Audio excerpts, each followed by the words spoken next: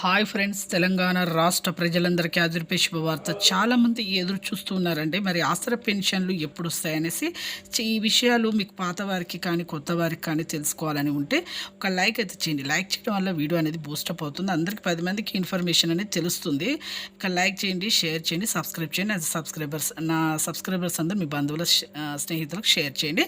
ఇక లేట్ చేయకుండా అయితే వీడియోలోకి వెళ్ళే ముందు పక్కన ఉన్న bell icon all symbol button గంట సింబల్ నొక్కితే నేను వేసే లేటెస్ట్ అప్డేట్స్ వీడియోస్ మీకు మీ ముందుకైతే వస్తాయండి. ఇక ప్రతి ఒక్కరికి, పాత వారికి కొత్త వారికి అందరికీ కూడా ఇక్కడైతే మీకైతే రావడం జరుగుతుందండి.